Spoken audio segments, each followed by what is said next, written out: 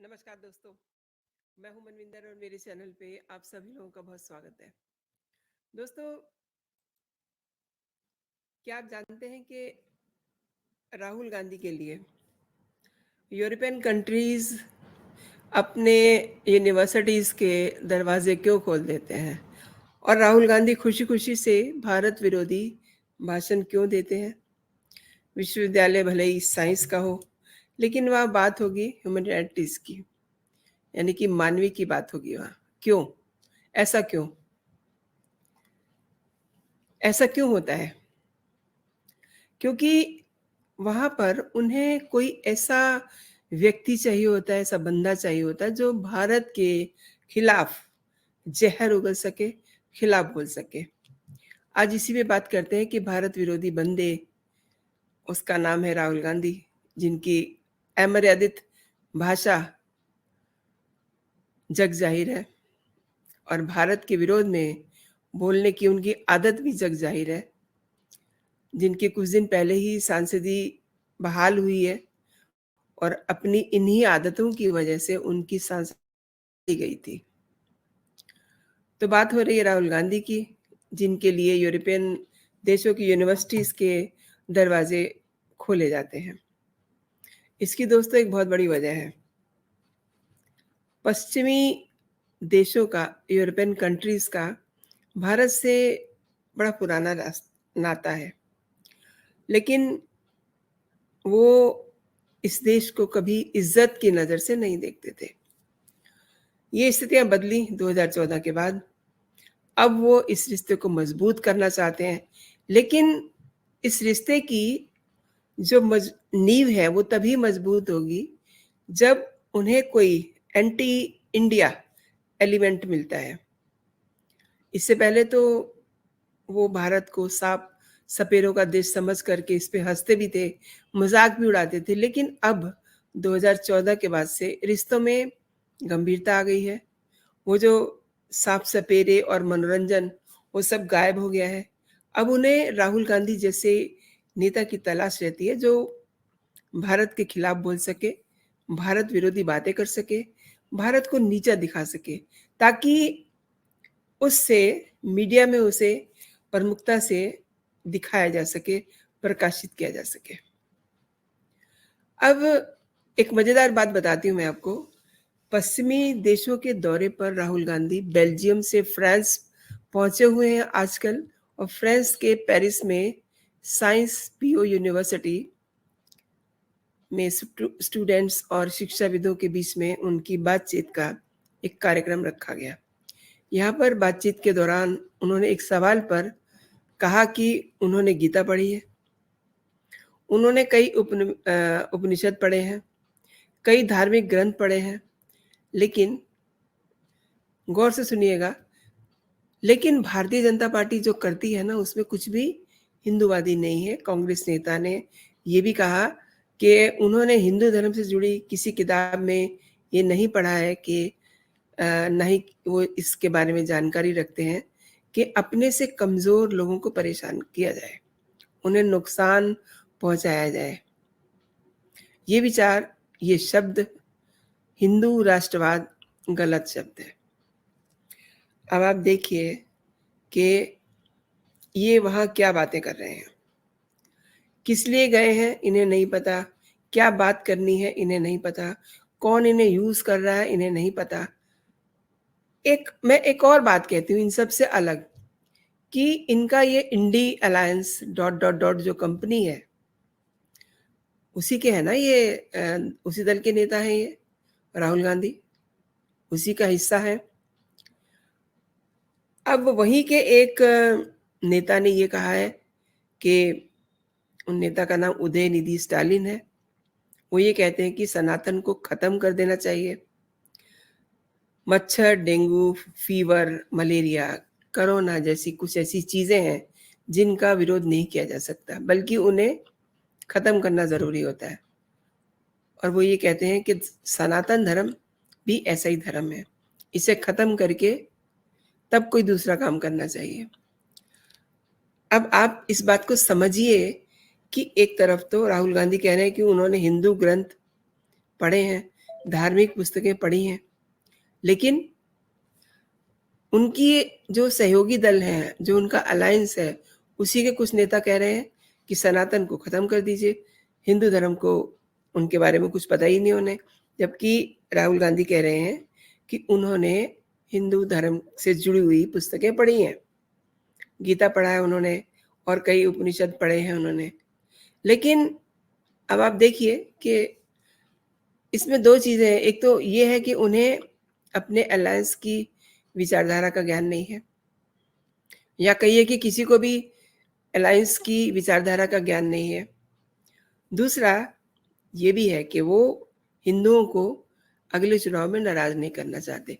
ये बात बस यहीं ख़त्म कर दीजिए, क्योंकि राहुल गांधी के बारे में ये कहा जाता है कि उन्हें कुछ नहीं पता होता कि वो क्या बोल रहे हैं। यूरोपियन देशों के दौरे पे गए हुए राहुल गांधी ने ब्रसेल्स के बाद यूरोप के दूसरे शहर पेरिस का दौरा किया, जहां पर उन्होंने एक सेशन का संचालन सेंटर ऑफ इंटरनेशनल स्टडीज के डायरेक्टर प्रोफेसर क्रिस्टोफ जेफरलोट ने किया और अध्यक्षता Paris school of international affair and sciences PO की डीन अरंचा गोंजालेज ने की। राहुल गांधी ने लेखक और स्तंभकार क्रिस्टोफ जाफरलॉट के साथ मंच साझा किया। अच्छा, अब आप ये देखिए कि ये जो कॉलमनिस्ट है ना क्रिस्टोफ जाफरलॉट, ये हिंदुओं के प्रति और भारत के प्रति गहरी नफरत के लिए जाने जाते हैं। राहुल गांधी अक्सर अपने भारत विरोधी बयानों से चर्चाओं में रहते हैं, या उन्हें मजा आता है, या उनकी बुद्धि नहीं है, या उनका भगवान ही जानता है। लेकिन उनके साथ फ्रांसीसी राजनीतिक वैज्ञानिक भी शामिल हो गए, जिनका भारत के खिलाफ लिखने का पुराना इतिहास है। वह नियमित रूप से मौजूदा भारतीय जनता पार्टी और प्रधानमंत्री नरेंद्र मोदी पर अपने शब्दों से हमले करते रहते हैं। उन्होंने नागरिकता संशोधन अधिनियम सीएए का जम करके विरोध किया और इसे भारतीय धर्मनिरपेक्षता की भावना के खिलाफ करार दिया। अब आप ये देखिए कि ऐसे ऐसे लोगों के साथ राहुल गांधी के फोटोग्राफ्स आ रहे हैं, बयान आ रहे हैं, लेकिन वो खुश है कि यूरोपियन मीडिया में उनकी बात हो रही है। राहुल ने यूरोप के दौरे पे बेल्जियम में यूरोपीय संसद के जो मेंबर्स हैं, उनके साथ एक बैठक में हिस्सा लिया। ये वही लोग हैं जिन्होंने मणिपुर पर भारत विरोधी प्रस्ताव पारित किया था। इसके बाद उन्होंने एक सार्वजनिक चर्चा में भाग लिया, जिसे कांग्रेस द्वारा सिविल सोसाइटी समूहों के साथ एक बैठक के रूप में प्रचारित किया। अब आप सोचिए कि इस बैठक का आयोजन फाउंडेशन द लंदन स्टोरी ने किया। ये संस्था, आप जानते हैं इसमें कौन कौन लोग हैं? इस संस्था में, यानी कि फाउंडेशन द लंदन स्टोरी में, आईएसआई से जुड़े कई लोग हैं। इसके अलावा सुनीता विश्वनाथ और रशीद अहमद जैसे भारत विरोधी व्यक्ति इससे जुड़े हुए हैं। इसकी स्थापना दक्षिण एशियाई रितुम्बरा मनवे और इमरान वली अहमद ने नीदरलैंड में की थी। और इस संगठन से जुड़े कई और भी लोग हैं जो भारतीय अमेरिकी मुस्लिम काउंसिल में उसके मेंबर हैं। Rashid Ahmed Hindus for Human Rights की सह संस्थापिका सुनीता, जानते ही हैं आप, अपोलिस प्रोजेक्ट की फ्रांसिस्का रेचिया। ये सब मोर्चे justice for all, Paschim Jamaat, ISI गठजोड़ से जुड़े हुए हैं, रिलेशन रखते हैं, आपस में कोलैब है। एफटीएलएस ने इससे पहले पत्रकार राणा अयूब और वकील प्रशांत भूषण के साथ कार्यक्रम आयोजित किए हुए हैं। ये दोनों ही भारत विरोधी इकोसिस्टम का हिस्सा हैं दोस्तों, अंडरलाइन कीजिए, ये दोनों ही भारत विरोधी इकोसिस्टम का हिस्सा है। अब प्रश्न ये है कि राहुल गांधी ने इन भारत विरोधी संगठन के प्रोग्राम में हिस्सा क्यों लिया? यूरोप दौरे में राहुल गांधी ऐसे लोगों से इन दिनों मेल और मुलाकात कर रहे हैं, जिनके पाकिस्तानी खुफिया एजेंसी आईएसआई से कॉन्टैक्ट्स हैं। अब सवाल ये उठता है कि ये भारत विरोधी इन लोगों से क्यों मिल रहे हैं? राहुल गांधी यहाँ इटालवी वामपंथी पॉलिटिशियन और यूरोपियन संसद के एक्स मेंबर फेबिया मसिस्मो से मिले। इनका यूरोप में आईएसआई के एजेंट परवेज इकबाल से संपर्क है। परवेज इकबाल का खालिस्तान की मांग करने वाले, भारत में उपद्रव करने वाले, जो रोज शोर शराबा करते हैं, सिख फॉर जस्टिस से संबंध है। आपस में इनकी कड़ियां जुड़ी हुई हैं और इनके गठजोड़ को समझा जा सकता है, लेकिन राहुल को कौन समझाए? फेबिया मैसिमो कश्मीर मुद्दे पर भारत विरोधी प्रचार फैलाने में जुटे रहते हैं। इनका प्रमाण फेबियो के कई ट्वीट हैं, उसमें देखिए, आप उनके ट्विटर हैंडल पे जाके देखिए क्या क्या लिखते हैं वो।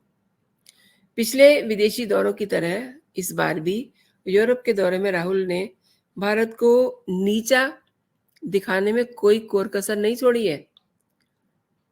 यहाँ तक कहा है कि भारत में बेरोजगारी बढ़ रही है, गरीबी के स्तर में इजाफा हो रहा है, और जैसे कि लोग भूखे मर रहे हैं, उनको रोटी नहीं मिल रही है, ब्ला ब्ला। और इसके अलावा उन्होंने कुछ ऐसी बातें भी कही हैं जो तथ्यों से बिल्कुल परे हैं। वो ये कहते हैं कि हमारे यहाँ आर्थिक मॉडल में स्पष्ट रूप से गड़बड़ है।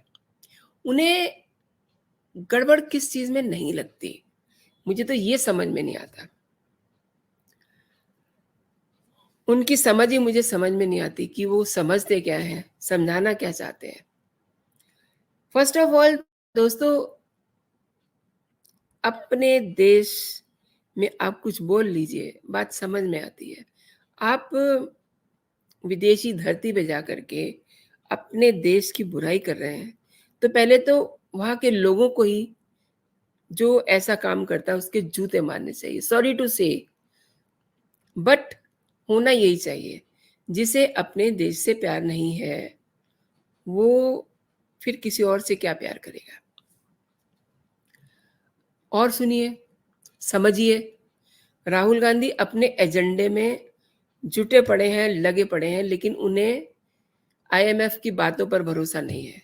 आईएमएफ ने अपनी एक रिपोर्ट में ये कहा है कि भारत ने अति गरीबी को लगभग रेडिकेट कर दिया है, और इसके डीबीटी यानी कि डायरेक्टर बेनिफिट ट्रांसफर को लॉजिस्टिक मार्वल कहा है। और राहुल गांधी को उन विश्वविद्यालयों में भरोसा नहीं है जहां जाकर के वो भाषण दे रहे हैं। ऑक्सफोर्ड विश्वविद्यालय में यूएनडीपी और ओपीएचआई द्वारा जारी वैश्विक एमपीआई के नवीनतम जो अपडेट्स हैं, उनके अनुसार 2005-6 से 2019-21 तक केवल 15 वर्षों के भीतर भारत में गरीबी का जो स्तर है वो काफ़ी घटा है। करीब करीब 41.5 करोड़ लोग गरीबी से बाहर निकले हैं। ये वहीं की यूनिवर्सिटीज़ कह रही हैं, हम नहीं कह रहे, हमारे देश की यूनिवर्सिटी नहीं कह रही। वहीं यूएनडीपी की रिपोर्ट हो या फिर नीति आयोग की रिपोर्ट हो, कुल मिला के अगर देखें तो गरीबों की संख्या में 15% की कमी आई है। लगभग 13 करोड़ भारतीय 5 साल में गरीबी से निकले हैं, और ये सचमुच एक बड़ी संख्या है। इसके लिए जो मेहनत की गई है उस पे बात होनी चाहिए, लेकिन राहुल गांधी किस बात पे बात कर रहे हैं? ये डाटाज जो हैं, ये जहाँ पर वो खड़े हैं ना और अपने देश की बुराई कर रहे हैं, ये उन्हीं यूनिवर्सिटीज की रिपोर्ट्स हैं।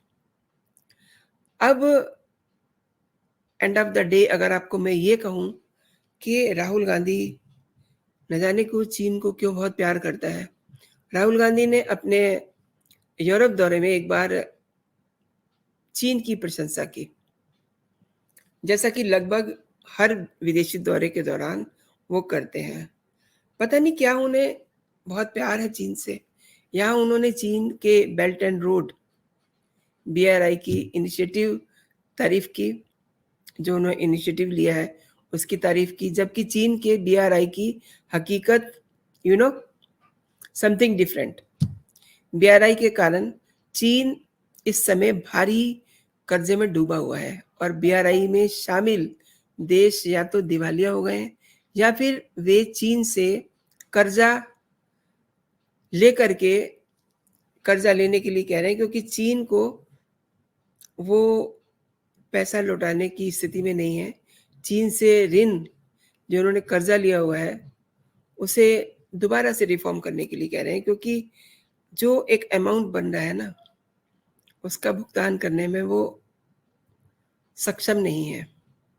तो आप समझ लीजिए कि किस तरीके से राहुल गांधी विदेशी धरती पे जाकर के अपनों की बुराई कर रहे हैं और जो दुश्मन है उनके लिए वो मरे जा रहे हैं। अपने देश में उन्हें गरीबी दिख रही है और ये उन्हें नहीं पता कि ये गरीबी उनके पूर्वजों की दी हुई है, जो खुद गाड़ियों में घूमते थे और देश का आधा हिस्सा बैलगाड़ियों पर चलता था और उनके फोर फादर्स के उस समय जो ड्रेसेस होती थी वो धुलने के लिए कहा जाती थी विदेशों में।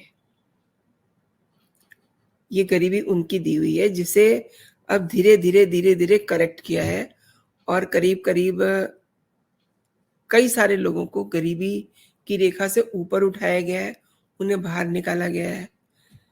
लेकिन ये जो मैं आपसे बात कह रही हूँ, राहुल गांधी पे अक्सर जब मैं बात करती हूँ तो मुझे गुस्सा आ जाता है और कभी कभी मुझे ना उनकी बुद्धि पे बड़ा दुख भी होता है कि ये बेचारे 55 साल के बच्चे को किसी ने समझाया ही नहीं कि जिंदगी क्या है, देश क्या है, रिश्ते क्या है। अब 50+ हो गए हैं, इन्हें समझाए भी कौन। कई बार तो मैं ये भी सोचती हूँ कि इनके जो गुरुजी हैं उनसे मिलूं कि उन्होंने ये क्या पढ़ा दिया इनको कि अपने घर की बात जाकर के पड़ोस में कहनी है। इन्हें अपने घर में बात करने की इनकी हिम्मत नहीं है। हाँ, कभी कभी करते हैं तो बस गोबर टाइप कर देते हैं। तो ये सोचने की बात है कि ये हमेशा एक तो देखिए, मेरे को ध्यान आ गया, ये उस समय विदेश गए हैं, यूरोप गए हैं, जिस समय हमारे अपने देश में एक बहुत बड़ा इवेंट हो रहा था, जिसमें तमाम बड़ी बड़ी बड़े बड़े देशों के, पावरफुल देशों के राष्ट्रीय अध्यक्ष आए हुए थे। उससे एक दिन पहले ये लोग मिस्टर राहुल जो है यहाँ से निकल जाते हैं। अच्छा, शायद से वो नरेंद्र मोदी को देखना नहीं चाह रहे होंगे कि क्या जलवा रहा 2 दिन उनका उस इवेंट में। हालांकि मैं कहूंगी कि उनका, नरेंद्र मोदी का जलवा हमेशा ही जहां वो खड़े हो जाते हैं ना, वहीं से लाइन शुरू हो जाती है। तो उनका जलवा कुछ इस तरीके का है। लेकिन हाँ, G20 में तो अब 20 नहीं कहेंगे, G21 हो गया है ये। Next time will say 21, G21। तो G20 का जो 2 दिन का शो था, जो सीन था, जो मीटिंग्स थी, जो उनके फोटो सेशन हुए, जिस तरीके से उन्होंने अपनी संस्कृति और विरासत का दर्शन कराया विदेशी मेहमानों को, माइंड ब्लोइंग। लेकिन शायद राहुल गांधी ये सब अपनी आंखों से देखना नहीं चाहते थे, अपने कानों से सुनना नहीं चाहते थे, इसलिए वो देश से गायब हो गए। अब वहां जाकर के जहर उगल रहे हैं। हर बात में उन्हें कीड़े निकालने की, मीनमेट निकालने की आदत है। अब उनकी आदत का इलाज भी किसी दिन हो जाएगा, ये भी तय है, क्योंकि अति तो हर चीज की बुरी होती है ना। तो अब जो राहुल गांधी कर रहे हैं ना, विदेशी धरती पे जा करके देश विरोधी बातें करना, देश का मजाक उड़ाना, ये अब जल्दी ही खत्म होगा। आपको अगर मेरी बात समझ नहीं आई या आपकी विचार कुछ और है, आप ये समझ रहे हैं कि राहुल इज डूइंग गुड, तो आप कमेंट जरूर कीजिएगा। और अगर राहुल गलत कर रहे हैं तो भी आप कमेंट कीजिएगा। अगर अभी तक आपने मेरा चैनल सब्सक्राइब नहीं किया है, तो मेरे चैनल को सब्सक्राइब कीजिए। नीचे बटन रहता है, बेल आइकॉन, उसको दबाइए और इस वीडियो को आप लाइक ज़रूर कीजिएगा। इसके बारे में आप जो सोचते हैं, जो भी सोचते हैं, मैंने अगर गलत कहा है तो भी आप अपनी बात ज़रूर रखिए। दोस्तों, अपनी बात ज़रूर रखनी चाहिए और वो बात रखने की जगह है मेरा कमेंट सेक्शन। तो अभी के लिए इतना ही। आप अपना और अपनों का ख़्याल रखिए, खुश रहिए, स्वस्थ रहिए। जय हिंद, जय भारत।